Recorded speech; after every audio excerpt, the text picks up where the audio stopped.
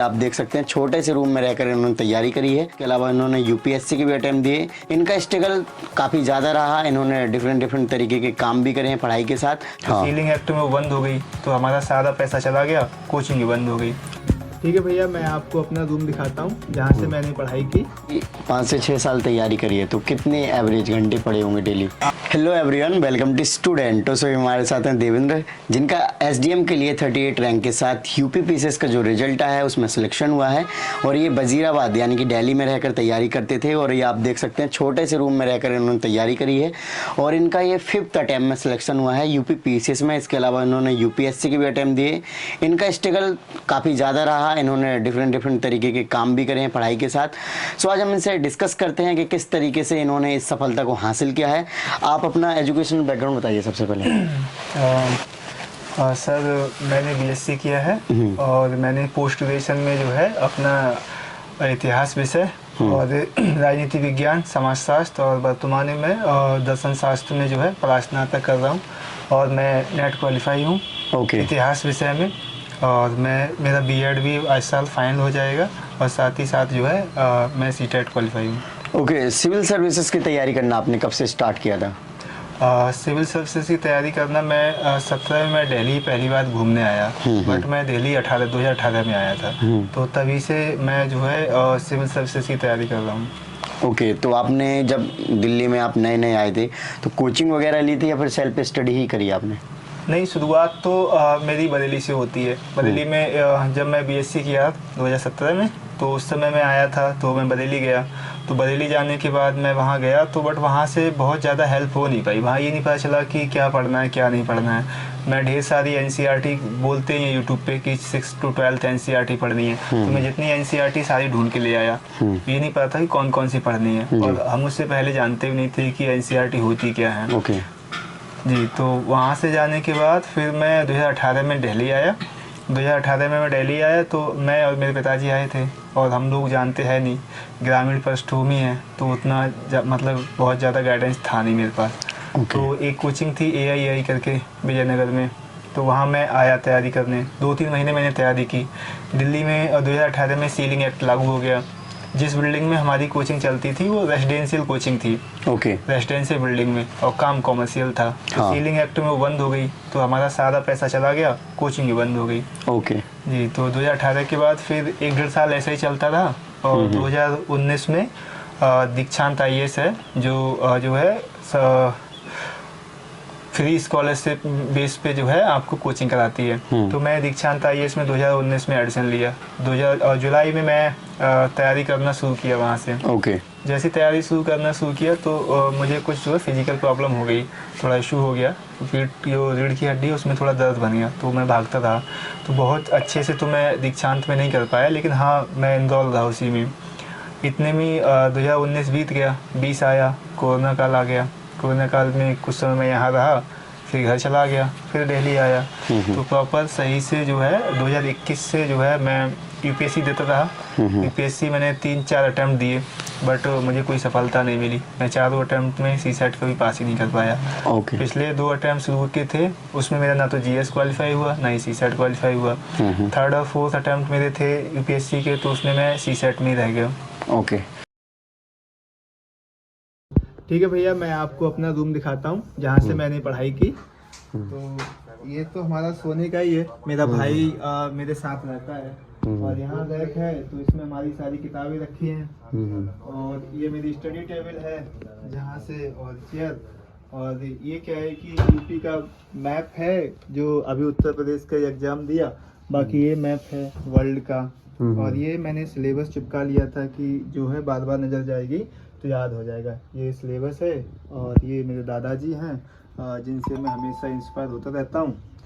और तीसरा ये है कि ये बाबा साहब हैं जिनके स्ट्रगल से हम सीखते रहते हैं कि बार बार स्ट्रगल करते रहो। बस तो यही अभी।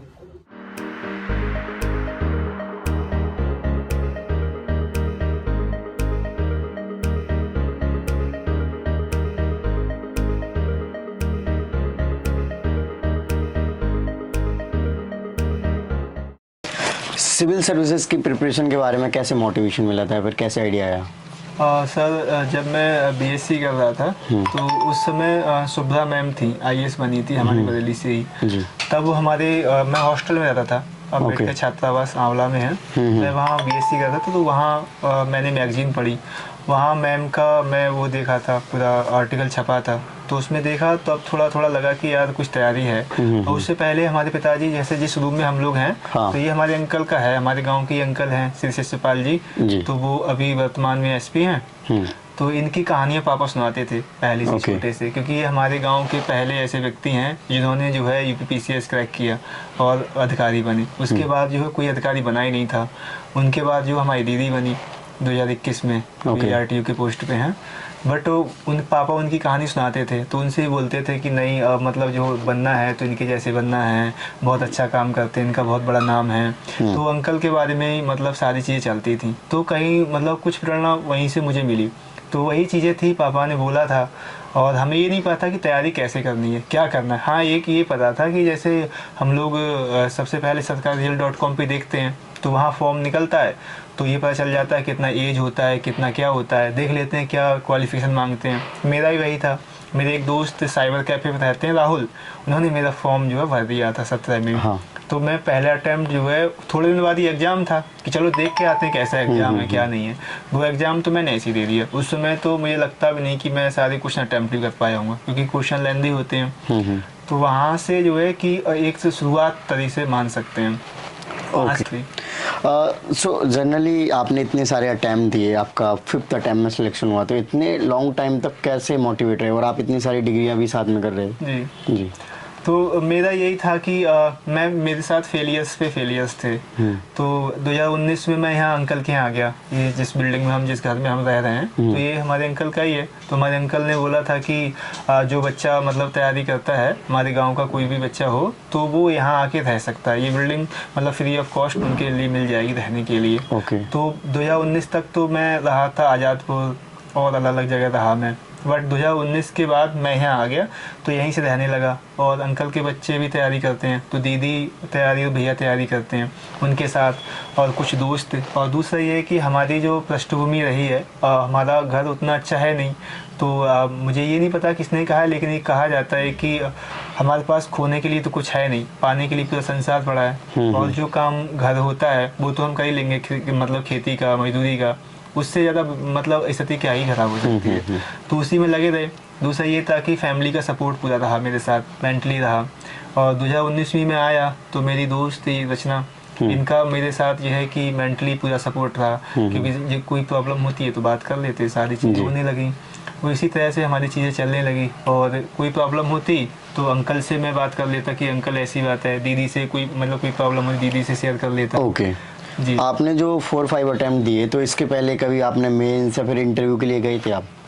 नहीं, मेरा जो है कभी भी इस तरह का वो नहीं हुआ। हाँ, मेरा 2021 में आरओ जरूर हुआ था, तो मैं आरओ का मेंस में दिया था।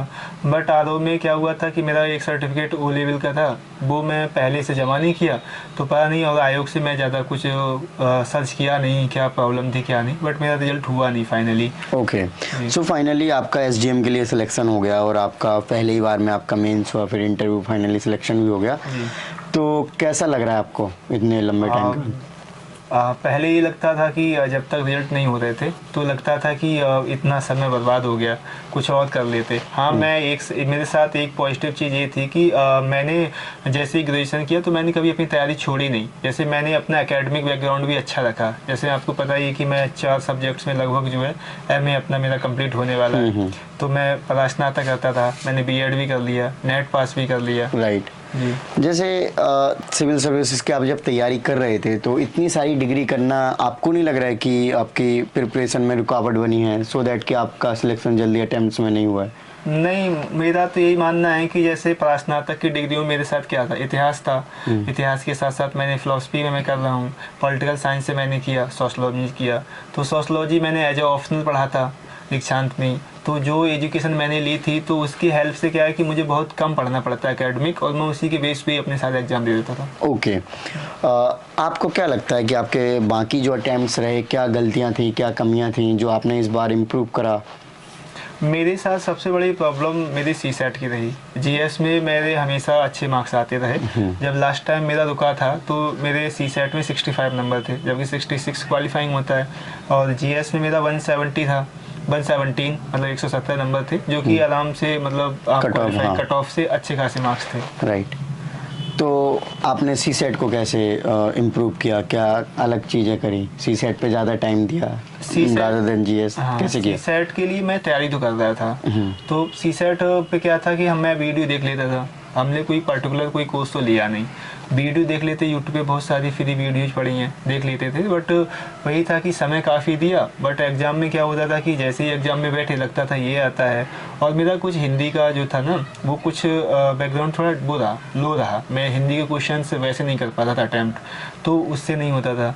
बाद में मेरा एक भाई आया, छोटा, मेरे सबसे छोटा भाई है गुड्डू, तो उसने मुझे बताया कि भैया रीजनिंग वाले ये चैप्टर हैं, इनको थोड़ा अच्छा कर जाओगे, हो जाएगा। और फाइनली वही हुआ। जब मेरा 2023 का मैंने प्रीलिम्स दिया तो मेरा जीएस तो अच्छा चला गया, हर साल के जैसे ही चला गया अच्छा ही। तो मैंने वही सब्जेक्ट पे काम किया और मैं लगभग 40-42 क्वेश्चन मैंने जो है सही कर लिए, तो मेरा सी सेट हो गया और फाइनली मैं जो है आज जो है चयनित भी हो गया। ओके, सो आप क्या सजेशन देना चाहेंगे कि प्री और मेंस की तैयारी यूपी पीसीएस के साथ में करना चाहिए? अगर साथ में करना चाहिए तो क्या स्ट्रेटजी बनानी चाहिए, किन किन रिसोर्सेज को फॉलो करना चाहिए? जैसे कि पहले मेंस में 4 ही पार्ट थे, अब 6 हो गए हैं। तो मैं तो यही बोलूँगा, जैसे कि सारे लोग ये बोलते हैं कि 6 to 12 जो है एनसीईआरटी पढ़ना चाहिए, लेकिन कोई ये नहीं बताता कि 6 to 12 जो है कौन से सब्जेक्ट ही पढ़ना चाहिए, या 6 to 12 6 से लेकर 12 तक सारी पढ़ना चाहिए। तो मैं आपके चैनल के माध्यम से बता देता हूँ कि जैसे कि हिस्ट्री का हम पढ़ते हैं, तो हिस्ट्री का आप 7, 8वीं और 9वीं 10वीं और 11वीं का पढ़ लीजिए, उससे ज़्यादा नहीं पढ़ना है। और ज्योग्राफी के लिए 7वीं 8वीं का मेरे हिसाब से जो है सही रहेगा, 7वीं 8वीं का पढ़ लीजिए और 12वीं का ज्योग्राफी पढ़ लीजिए। और इकोनॉमिक्स में तो 9th और 11th का ही सही रहता है। और पॉलिटी में ओनली 11th। इसका मिला मतलब कुल मिला के सारी एनसीईआरटी 7 से 8 होंगी, इससे ज़्यादा एनसीईआरटी हमें पढ़ना नहीं है। और उसके बाद अगर आपका एकेडमिक बहुत अच्छा रहा है, मेरा एकेडमिक बहुत अच्छा नहीं रहा, मैं एक एवरेज स्टूडेंट रहा हूँ हमेशा। तो जिसका एकेडमिक अगर अच्छा रहा है, जिसने एनसीईआरटी पहले से पढ़ी है, तो मुझे लगता है कि जैसे महेश वर्मा सर का आता है कि आप सारांश के टाइप में आता है, उसको पढ़ लीजिए। और कुछ रेफरेंस बुक हैं, वो सारे रेफरेंस बुक तो जानते ही हैं, अगर आप मुझसे पूछें कि बता दो तो मैं बता भी सकता हूँ। हाँ बता दो, बताना तो। हाँ, जैसे रेफरेंस बुक में क्या है, सारे लोग एम लक्ष्मीकांत पढ़ते ही हैं, मैंने भी एम लक्ष्मीकांत ही पढ़ी। ठीक है। और दूसरा कि बिपिन चंद्रा या स्पेक्ट्रम, दोनों में से कोई एक पढ़ ली जाए मॉडर्न हिस्ट्री के लिए। मिडाइवल आप प्रीलिम्स के लिए स्किप नहीं कर सकते, लेकिन मेंस में तो होता ही नहीं उसका कोई योगदान। और दूसरा इकोनॉमिक्स में अब अगर यूपी पीसीएस के लिए पूछेंगे तो आप पूर्वावलोकन पढ़ लीजिए घटना चक्र का। और जब प्रीलिम्स हो तो मुझे लगता है कि 3 सब्जेक्ट का जो है पूर्वावलोकन सबसे ज़्यादा अच्छा है। जैसे कि आप इतिहास का पढ़ लीजिए, साइंस का पढ़ लीजिए और भूगोल का। इन तीनों को जो है आप अच्छे से पढ़ लीजिए, आप कट ऑफ से अच्छे खासे मार्क्स से पास हो सकते हैं। और जैसे घटना चक्र वगैरह आते हैं बहुत सारे सब्जेक्ट के, ऑलमोस्ट सारे सब्जेक्ट के आते हैं, तो घटना चक्र जैसे जो स्टेट पीसीएस हो गया या फिर वनडे टाइप एग्जाम्स हो गए, उनके लिए बहुत इंपॉर्टेंट मानते हैं, तो आप क्या कहना चाहोगे? हाँ, मतलब घटना चक्र से ये रहता है कि उसमें क्या होते हैं, सारे स्टेट्स के लगभग जितना पीसीएस कराती हैं सारे क्वेश्चंस होते हैं और लगभग उसी से क्वेश्चन बन जाते हैं, क्योंकि सारे एक सब्जेक्ट से, एक चैप्टर से कितने क्वेश्चन बनेंगे, उसमें सारी प्रोबेबिलिटी लगभग होती हैं। और उसका जो संक्षेपण होता है नीचे दिया जाता है कि अंडरलाइन करके कि ये सारांश है, उससे क्या होता है कई सारे अन्य क्वेश्चन हमारे बन जाते हैं, तो हम उन क्वेश्चन को पढ़ लेते हैं और थोड़ा सा हमारा बेस अच्छा होता है एनसीईआरटी से या स्टैंडर्ड बुक से, तो वहाँ चीज़ें वो मल्टीपल टाइम हमारी रिवीजन हो जाती हैं, तो वो मुझे लगता है सबसे बेस्ट है। ओके, आपने जैसे कि 5 से 6 साल तैयारी करी है, तो कितने एवरेज घंटे पढ़े होंगे डेली?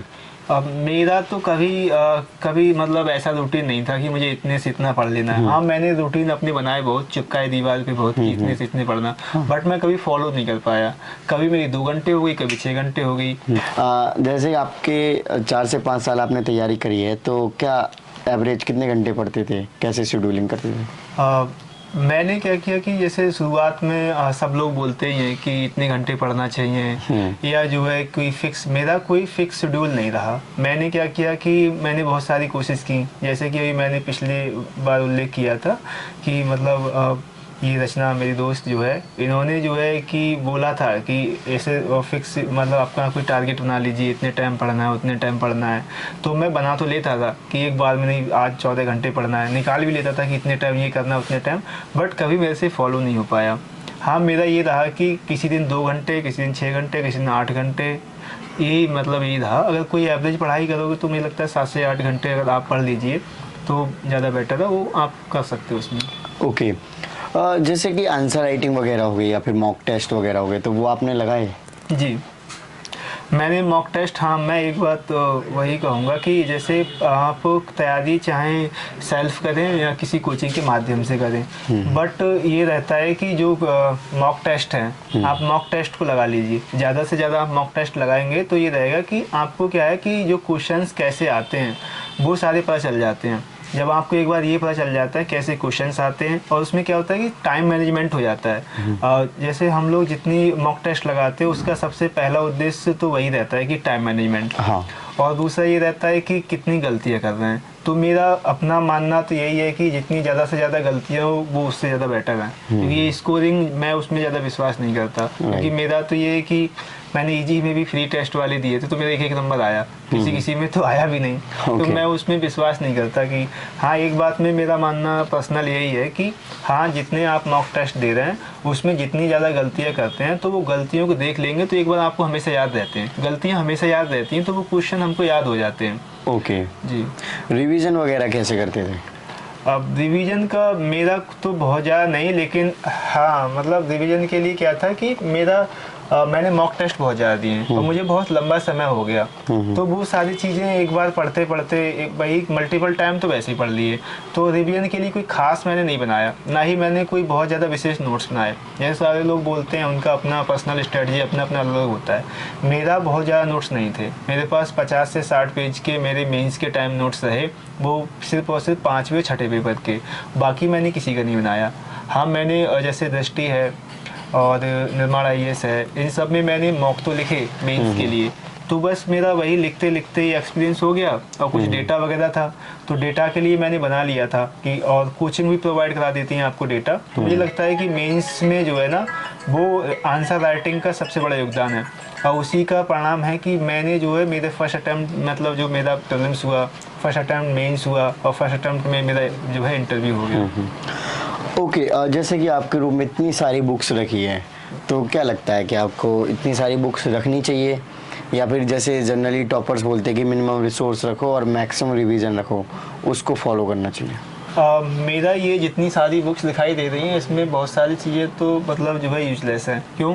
क्योंकि मैंने इसमें क्या है कि बीएड की भी बहुत सारी बुक्स हैं, और मैंने पोस्ट ग्रेजुएशन लगभग 3-4 सब्जेक्टों में किया, चौथे सब्जेक्ट चल रहा है, तो उसमें भी इसमें मतलब उसके प्रीवियस ईयर और उसमें किताबें हैं। और मेरा एक भाई भी पढ़ता है तो दूसरा उसकी भी कुछ बुक्स हैं, तो इसी वजह से ज़्यादा हैं। और बहुत सारे टेस्ट सीरीज इसमें हैं, बहुत सारे मॉक हैं इसमें, और कुछ बुक्स जैसे कि ऑप्शनल यूपी से हटा तो ऑप्शनल के भी मैंने एक ऑप्शनल चेंज किया। पहले मैंने हिस्ट्री ऑप्शनल रखा, उसके बाद सोशलॉजी, तो सारे नोट्स हैं। तो मैंने वही है कि रद्दी के भाव भी बेचे नहीं है, तो बस इसी वजह से बहुत ज़्यादा दिखाई देती हैं। राइट। ओके, जैसे कि आप बता रहे बार बार कि आपके फ्रेंड्स थे, दोस्त वगैरह ने हेल्प करी, तो किस तरीके से हेल्प होती है, ग्रुप स्टडी में या फिर कैसे? जैसे दोस्तों का क्या रहता है कि आपको जब कभी भी लगता है कि हमारी सारी फेलियर्स हैं तो आप उनसे शेयर कर सकते हैं कि भाई ऐसी चीज़ें हैं और मुझे ये प्रॉब्लम्स आ रही हैं। तो मेरे जैसे दोस्त प्रांजन हैं, और ये शुभम हैं, जय है, रामेश्वर है, अजीत हैं और राहुल हैं, और मेरी 2 सिस्टर्स हैं यहाँ, संध्या और प्रिया। तो इन सब से मेरा ये ग्रुप है, इनसे ही मैं बहुत ज़्यादा बातें करता रहता। और मेरे एक दोस्त और हैं दीपक, तो उन सब से मैं क्या करता कि जब भी मुझे लगता है कि थोड़ा सा डीमोटिवेट हो रहा हूँ तो इनसे बात कर ली, और ये लोग बता भी देते हैं और साथ साथ संघर्ष कर रहे हैं। और दूसरा ये रहा है कि मेरा क्या है कि हमारे घर से गांव से हम लोग बहुत ज़्यादा ही ग्रास रूट लेवल से उठ के आए हैं, तो मैंने भी बचपन से सारा संघर्ष करना सीखा है। और मेरी मम्मी और मेरे पापा सबने, मतलब पापा ने मजदूरी कर करके पढ़ाया। इवन उनको कभी कभी कई बार ऐसा टाइम आया कि पापा को अपने बीड़ी तक के पैसे काट के जो है मुझे देने पड़े। वो जोड़ लेते हैं कि नहीं 4 पैसे इधर से जोड़ दो, तो कई बार मैं इधर आया तो वहाँ से सारी चीज़ें मुझे मिलती रहीं। और दूसरा ये रहा कि अब जैसे दिल्ली में मेरा रहना पॉसिबल हो पाया क्योंकि ये बिल्डिंग है, तो इसका मुझे किराया देना पड़ता है नहीं। बाकी किसी और हेल्प की ज़रूरत हो तो अंकल ने हमेशा बोला है कि हमेशा वो तैयार हैं, आप बोल दो। तो इसी वजह से जो है मैं यहाँ रह पाया और आज इस मुकाम तक पहुँच पाया। ओके, सो जनरली जो स्टूडेंट्स आते हैं सब कोई सोचता है कि फर्स्ट सेकंड अटेम्प्ट में सिलेक्शन हो जाए, तो आप क्या मैसेज देना चाहेंगे स्टूडेंट्स को अगर वो तैयारी करना चाहते हैं तो? शुरुआत में तो जब हम आए थे तो हमें भी यही लगता था कि नहीं अब मैं दिल्ली जाऊंगा, 1-2 साल लगाऊंगा, पहले अटेम्प्ट में क्लियर करके आ जाऊंगा। बट सच्चाई तो ये है नहीं। ये किसी एक दो स्टूडेंट्स या 1-2 टॉपर्स के विषय में जो है अपवाद हो सकता है, लेकिन जनरली क्या होता है कि हमारी जो स्टूडेंट्स आते हैं जनरली सब मध्यम परिवार के ही होते हैं और सारे ज़्यादातर लोग रूरल से होते हैं, तो हमारी एकेडमिक बैकग्राउंड उतना स्ट्रांग होता है नहीं। और हमारे पास क्या होता है कि गाइडेंस का भी अभाव रहता है। तो गाइडेंस के अभाव में भी हम रैंडमली कुछ भी पढ़ने लगते हैं। किसी टॉपर्स ने कुछ बोला, वो उस टॉपर्स के विषय में सही हो सकता है, लेकिन हमारे अपने विषय के बारे में क्या पता उनके लिए भी। तो वही चीज़ें हैं कि हम लोग वही फॉलो करने लगते हैं, उल्टा सीधा सब पढ़ने लगते हैं और 2-4 साल हमारे चले जाते हैं वही चीज़ें समझने में क्या पढ़ना है, कैसे चीज़ें हो पाती हैं। जब समझ में आता है फिर 1-2 साल और लगता है, फिर सिलेक्शन जो है हो जाता है। Okay, great. Okay, so thank you so much for your lovely message. So friends, आपने देखा कि हमने इनका एक्सपीरियंस शेयर किया। सो आई होप आपको वीडियो अच्छी लगी होगी, तो लाइक करें। जय हिंद। Thank you.